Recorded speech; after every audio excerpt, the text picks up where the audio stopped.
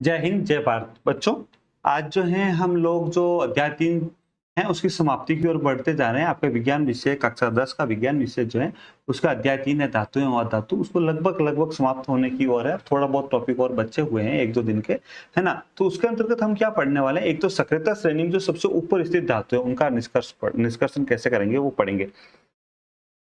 Sorry, देखो, सक्रियता श्रेणी में सबसे ऊपर हमने सक्रियता श्रेणी देखी, हमने एक श्रेणी बनाई थी जिसमें जो धातुओं की क्रियाशीलता के आधार पर बनी हुई है ना? उसमें सबसे ऊपर स्थित धातु वे धातुएं हैं जो बहुत ज्यादा क्रियाशील है। कैसी धातु है? वे धातुएं बहुत ज्यादा क्रियाशील है, वो सक्रियता श्रेणी में सबसे ऊपर स्थित है। फिर उससे कम क्रियाशील और सबसे कम क्रियाशील सबसे नीचे। तो हमने देखो जो सबसे कम क्रियाशील है उसकी भी बात, अक्रियाशील धातु सबसे कम क्रियाशील धातु उनके निष्कर्षण भी पढ़ लिया, मध्यम क्रियाशील धातुओं का निष्कर्षण भी पढ़ लिया। अब हमें जो पढ़ना बाकी रहा है वो है हमें सक्रियता श्रेणी में जो सबसे ऊपर स्थित धातु है ना उसका निष्कर्षण कैसे करना है ये पढ़ना हमारे लिए बाकी रहा है। ठीक है ना? तो आज हम पढ़ने वाले हैं, देखो, सक्रियता श्रेणी में जो सबसे ऊपर यानी सबसे सक्रिय धातु का निष्कर्षण, उसके साथ साथ हम बात करेंगे धातु का परिष्करण या अपचयन प्रक्रम की भी बात करेंगे। और लास्ट में जो अभी तक हमने तीनों प्रकार के धातु, चाहे सक्रियता श्रेणी में सबसे नीचे थे, चाहे मध्य में थे, चाहे सबसे ऊपर थे, इनको जो हमने प्राप्त कर लिया ना, इनको शुद्ध फॉर्म में कैसे प्राप्त करेंगे भाई? हो सकता है इसके साथ कुछ अपद्रव्य मिले हुए रह गए हो, इनके साथ कुछ अपद्रव्य मिले हुए रह गए हो, तो इनको शुद्ध फॉर्म में कैसे प्राप्त करेंगे? तो उसके लिए एक विधि होती है विद्युत अपघटनी परिष्करण विधि, तो वो भी हम पढ़ने वाले हैं। तो आज के टॉपिक के अंदर ये सारी चीजें हम पढ़ने वाले हैं। उसके साथ ये धातु का परिष्करण वाला टॉपिक खत्म हो जाएगा, फिर हमारा लास्ट बचेगा संसारण। वो एक क्लास एक क्लास में लेके खत्म कर देंगे या 2 क्लास लेंगे, ज्यादा इससे ज्यादा नहीं। ठीक है, तो चलो क्लास स्टार्ट करते हैं। लेकिन हाँ बच्चों, अगर आपने अभी तक हमारे चैनल को सब्सक्राइब नहीं किया है ना, तो सब्सक्राइब कर लो और बेल वाला ऑल बटन दबा दो। ठीक है, वीडियो को अपने फ्रेंड के साथ शेयर कर दो ताकि हम सब मिलके पढ़ सके। और जो हमारा वीडियो चल रहा है उसको लाइक कर दो। और जो अगर कोई समस्या है तो कमेंट कर दो, नहीं तो लिख दो सर कोई समस्या नहीं, वो भी लिख लो। अब तक मुझे पता तो चले कि आप लोगों की कोई समस्या तो नहीं है ना, क्योंकि मुझे तो आपको पढ़ाना है ना बेटा, आप लोगों के लिए बनाना है वीडियो, है ना? आप लोगों को पढ़ाना है, आप लोगों के लिए क्लास ले रहा हूँ। और अगर आप ही को समझ में नहीं आ रही तो फिर क्लास लेने का क्या मतलब बेटा? मैं इधर उधर की बातें नहीं कर रहा हूँ, मैं फालतू के टॉपिक नहीं समझा रहा हूँ, जबरदस्ती कोई चीज डाल के नहीं समझा रहा हूँ। कुछ लोग, बहुत से लोग कर रहे हैं यूट्यूब पे, 12th का 11th का टॉपिक डाल रहे। अरे 11th का 11th में पढ़ेंगे ना यार, 12th का 12th में पढ़ेंगे, अभी तो 10th का पढ़ें। आप टीचर को क्या आता है उससे क्या लेन देना, बच्चों को क्या चाहिए वो चीज बड़ी होती है। बच्चों को क्या चाहिए? अगर आप जो शिक्षाविद है उनको अगर आपको 12th का पढ़ाना होता 10th में, तो 12th की बुक डालते ना 10th में, 10th की बुक क्यों डाली? तो आप तो ये मान के चले आपकी बुक के बाहर से कुछ भी क्वेश्चन नहीं आने वाले। अगर जो आपके ये बुक है ना 10th वाली बुक एनसीईआरटी की, ये आपने क्लियर कर ली ना, देन आपके 100 में से 100 नंबर आने पक्के हैं। आपको 12th की बुक नहीं पढ़नी है, तो फालतू के टाइम पास नहीं करना। क्या पढ़ना क्या छोड़ना ये भी एक बड़ी स्ट्रेटेजी होती है ना? आपको देखो एग्जाम के अंदर क्या लिखना क्या नहीं लिखना, क्या पर्सन के अंदर क्या लिखना है क्या छोड़ना, वो भी एक स्ट्रेटेजी होती है। वो तभी आएगी जब आप बुक पढ़ोगे प्रॉपर, है ना? बोर्ड वाले पागल थोड़ी जो आपको एनसीईआरटी की बुक लगा रखे हैं और आपको दूसरे टीचर कह रहे हैं नहीं आप एक्स्ट्रा नॉलेज लो, एक्स्ट्रा नॉलेज काय का एक्स्ट्रा नॉलेज यार? 11th का 11th तो पढ़ेंगे, 12th का 12th में पढ़ेंगे। अभी आप एनसीईआरटी की लाइन टू लाइन पढ़नी है। हम लोग जो कॉपी चेकिंग में हमारी ड्यूटी लगती है, तो हम लोग देखते हैं उसमें कि जो क्लास 10th है ना बेटा, या चाहे 12th है चाहे 10th है, या यूनिवर्सिटी की जो कॉपियां जब हम चेक करते हैं उसमें जो है हमारे पास आंसर की आती हैं, तो 10th की आंसर की भी आती है हमारे पास। उस आंसर की में लिखी होती है ये लाइन लिखी हुई तो इतना नंबर देना है, ये लाइन लिखी हुई तो इतना नंबर देना। पर्टिकुलर नंबर भी क्लासिफाई होता है डायग्राम के अंदर। जैसे 4 लेबलिंग की तो 1/4 करके चारों लेबलिंग का 1 नंबर देना है, 1 नंबर आधा नंबर डायग्राम का देना है। इस प्रकार से वो नंबरिंग की हुई होती है। तो मैं उसके अकॉर्डिंग ही बोर्ड के अकॉर्डिंग पढ़ा रहा हूँ आपको। तब मान के चले कि मेरी क्लास के बाहर से कोई क्वेश्चन नहीं आने वाला, और जितना मैंने बता दिया, अगर कॉपी पेन लेके बैठे और आप जो लिखा हुआ दिख रहा है उन सबको देख के और जो मैंने समझाया उसके नोट्स बना दिए, तो आपके 100 में से 100 नंबर आएंगे, अपनी गारंटी है। क्यों? क्योंकि मैं पूरी एनसीईआरटी पढ़ा रहा हूँ, और जो भी क्वेश्चन आएंगे एनसीईआरटी से आएंगे, उसके बाहर से तो आने से रहे। और जब जो जहां से क्वेश्चन आने वो सारी चीज पढ़ ली, तो पूरे में से पूरे नंबर आने चाहिए कि नहीं आने चाहिए? हाँ, तो आप कॉपी पेन लेके बैठे और पढ़े। अब देखो सक्रियता श्रेणी में जो सक्रियता श्रेणी है, सक्रियता श्रेणी के अंतर्गत सबसे ऊपर आने वाली धातु है। सक्रियता श्रेणी में सबसे ऊपर आने वाली धातु कौन सी है? जो सबसे अधिक क्रियाशील धातु है ना? और सबसे अधिक क्रियाशील धातु कौन सी? पोटेशियम है, सोडियम है। अब ये सबसे अधिक क्रियाशील क्यों है ये भी हम समझ चुके हैं। पोटेशियम सबसे अधिक क्रियाशील क्यों है, सोडियम क्यों है, ये हम समझ चुके हैं बेटे। ये सारे की सारी जो है सबसे ऊपर आने वाली धातु है और सबसे अधिक क्रियाशील धातु है। कैसी धातु है बेटा?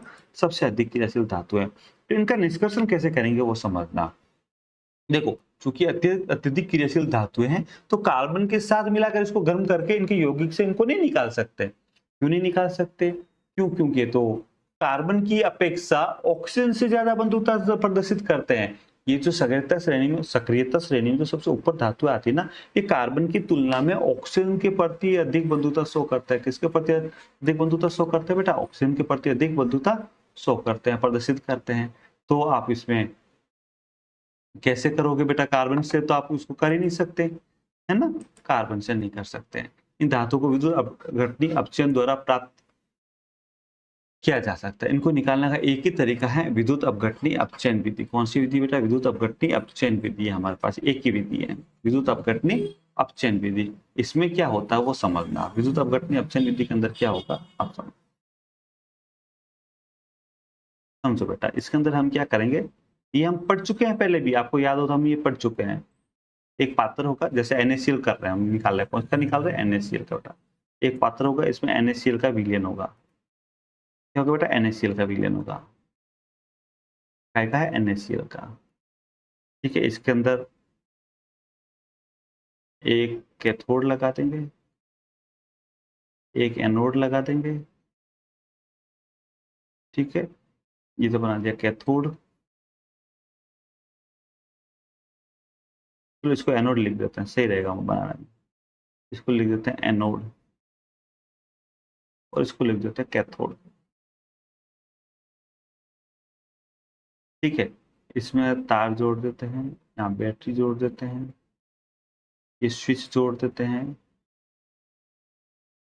ठीक है, अब कैथोड है, कैथोड कैसा होगा? ऋण आवेशित, इसके ऊपर नेगेटिव चार्ज होगा, ऋण आवेशित चार्ज होगा।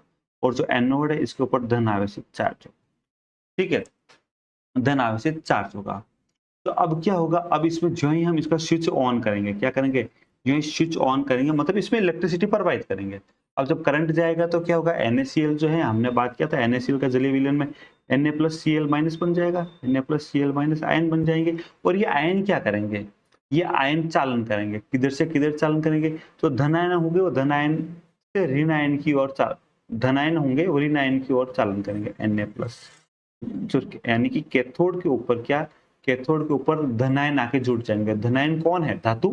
धनायन कौन है? धातु। तो कैथोड के ऊपर आकर धातु लग जाएगी। कौन लग जाएगी बेटा? धातु। कैथोड के ऊपर धातुएं निक्षेपित होगी, लिखा हुआ में कैथोड के ऊपर धातुएं निक्षेपित होगी। ये सोडियम आयन आया और ये कैथोड के ऊपर निक्षेपित हो गया। अच्छा, एनोड, एनोड का कैसा चार्ज है? धन, पॉजिटिव आवेश है यानी धन चार्ज है। और जो क्लोरीन गैस है उसके ऊपर कैसा चार्ज है? ऋण आवेश है। तो ऋण आवेश धन आवेश विपरीत आवेश की ओर जाएगी, तो क्लोरीन आ जाएगी एनोड पर। एनोड पर तो आ जाएगी क्लोरीन और कैथोड पर इकट्ठा हो जाएगी धातुएं। तो कैथोड पर धातु निक्षेपित हो जाती है, ठीक है, तथा एनोड धन आवेशी इलेक्ट्रोड पर क्लोरीन मुक्त हो जाती है। और ये इस प्रकार की ये अभिक्रियाएं होती हैं, इस प्रकार की अभिक्रिया होती है। बात समझ में आ रही है कि आपको इस प्रकार की अभिक्रिया होती है? तो ये विद्युत अपघटनी अपचयन विधि द्वारा हम क्या करेंगे? कैथोड पर शुद्ध सोडियम धातु को प्राप्त कर लेंगे। हम कैथोड पर शुद्ध सोडियम धातु को, नमक से शुद्ध सोडियम धातु को प्राप्त कर लेंगे। अच्छा, इसकी जगह पर कोई दूसरी धातु होती तो भी कैथोड पर ही मुक्त होती, है ना? तो ये सक्रियता श्रेणी में जो ऊपर आती ना धातुएं, सक्रियता श्रेणी में जो ये ऊपर धातुएं हैं ये सारी, इनमें से कोई सी भी होती तो विद्युत अपघटनी विधि के अंदर कैथोड पर ही मुक्त होती। बात समझ में आई? चाहे वो एल्यूमिनियम है या चाहे दूसरी धातु। एल्यूमिनियम होती तो एल्यूमिनियम, सोडियम मुक्त हुआ, एल्यूमिनियम होता तो एल्यूमिनियम मुक्त होता कैथोड पर। बात समझ में आ रही? विद्युत अपघटनी अपचयन विधि आपको समझ में आ गई होगी मेरे हिसाब से, वैसे हम पहले पढ़ चुके हैं। अब जो है हम अगला टॉपिक, हालांकि इसके लिए हमने एक अगली क्लास बनाई थी कि भाई धातु का परिष्करण, अपचयन प्रक्रम, है ना, विद्युत अपघटनी अपचयन विधि, इन सब के लिए। लेकिन अब जो है इसको इसी क्लास में हम कंटिन्यू कर रहे हैं। आप लोगों के व्यूज और लाइक वगैरह देखे हैं हमने और कमेंट देखे हैं, तो हमने सोचा क्यों ना थोड़ी बड़ी क्लास दी जाए। ठीक है, तो मैं आपको थोड़ी बड़ी क्लास दे रहा हूँ। तो इसमें हम बात करेंगे धातु का परिष्करण। किसकी बात करें? धातु का परिष्करण। तो देखो एनसीईआरटी की लाइनें हैं ये सारी, आपकी काय की लाइन है बेटा? एनसीईआरटी की लाइन है। क्या लिखा है इसने? ऊपर वर्णित विभिन्न अपचयन प्रक्रमों, मतलब अभी तक हमने तीनों, चाहे वो निम्न अभिक्रियाशील वाली थी या मध्यम अभिक्रियाशील वाली या उच्च, तो पूरी पूरी क्रियाशील धातु, सारी सारी क्रियाशील श्रेणी, जो सक्रियता श्रेणी उसकी बात कर रहे हैं, पूरी सक्रियता श्रेणी की बात कर रहे हैं, चाहे किसी भी विधि से इस धातु को हमने निकाला हो। ऊपर वर्णित विभिन्न अपचयन प्रक्रमों से प्राप्त धातुएं, मतलब अभी तक हमने जिस भी, चाहे वो निम्न नीचे वाली श्रेणी थी, कम सक्रियता वाली थी, या मध्यम वाली थी, या ऊपर वाली थी, लेकिन जो हमने धातु प्राप्त की ना वो पूर्ण रूप से शुद्ध नहीं थी। क्या नहीं होती? पूर्ण रूप से शुद्ध नहीं होती।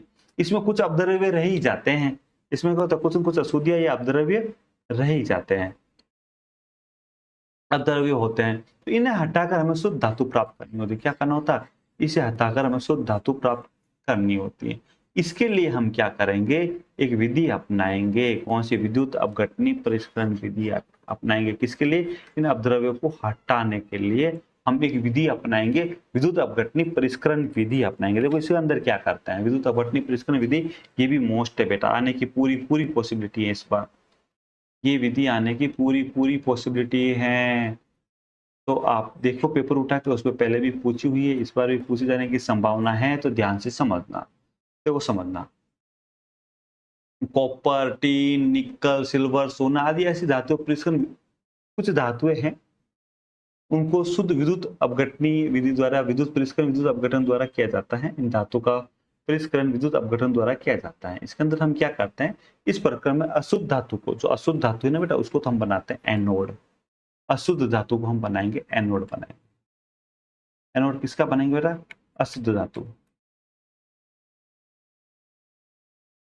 अशुद्ध धातु। अब आप बताओगे मुझे एनोड क्यों बनाएंगे, और जो शुद्ध धातु होता है ना बेटा, अशुद्ध धातु को तो एनोड बनाएंगे। ये देखो यहाँ लिखा, अशुद्ध धातु को एनोड, तो शुद्ध धातु की पतली परत कैथोड में बनाए जाएंगे। ये शुद्ध धातु बेटा, क्या है, शुद्ध धातु, धातु है। आप बताओ, आप अशुद्ध धातु का हमने एनोड क्यों बनाया, बताएंगे, कमेंट करें।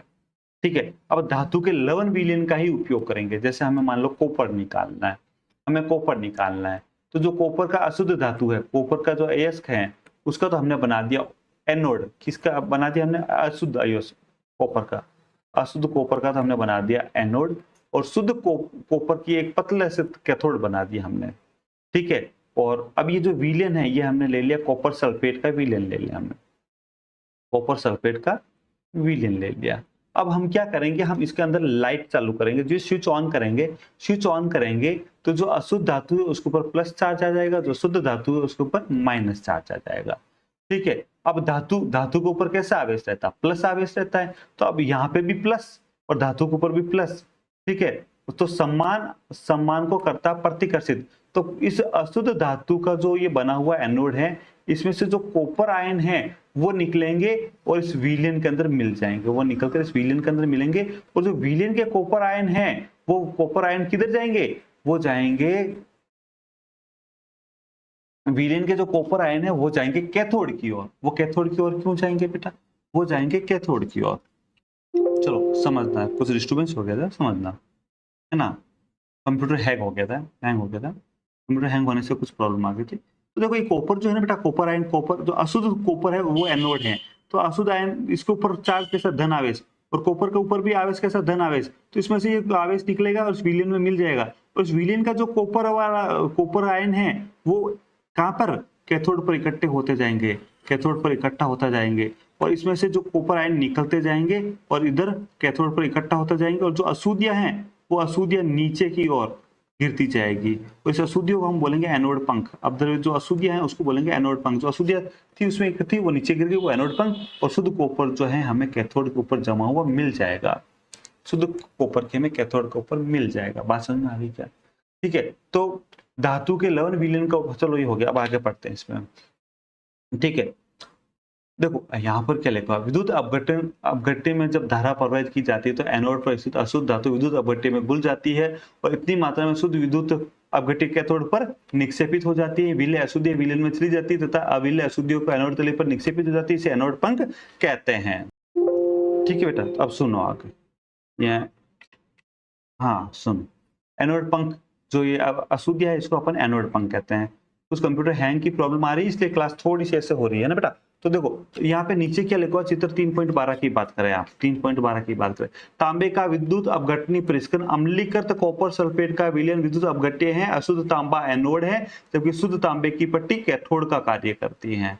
ठीक है, विद्युत धारा प्रवाहित करने पर शुद्ध तांबा कैथोड पर निक्षेपित हो जाता है, कैथोड पर निक्षेपित हो जाता है। बात समझ में आ रही है क्या आपको? देखो मैंने लगभग आपको सारा चीज क्लियर करवा दी है, इससे संबंधित एक संसारण वाला टॉपिक रहा है लास्ट, बाकी लगभग अपने सारे टॉपिक क्लियर हो गए हैं। और अभी तक भी अगर आपको मान लो कोई समस्या है तो अभी भी आप कमेंट में डालें, सर ये वाली चीज समझ में नहीं है, दोबारा समझा, मैं समझा दूंगा आपको। ठीक है, लेकिन समझ में आना चाहिए। पर अगर वीडियो सब समझ में आ रहा है तो वीडियो लाइक भी होना चाहिए बेटा देखो। और अभी तक जिस बच्चे ने चैनल को सब्सक्राइब नहीं किया है, वो सब्सक्राइब करके बेल बटन भी दबा दे, ताकि जब भी हमारी क्लास आए आपको नोटिफिकेशन मिल जाए। और वीडियो को अपने फ्रेंड के साथ शेयर भी कर दे। अकेले-अकेले नहीं पढ़े, मिलते हैं अगली क्लास के अंदर। जय हिंद, जय भारत।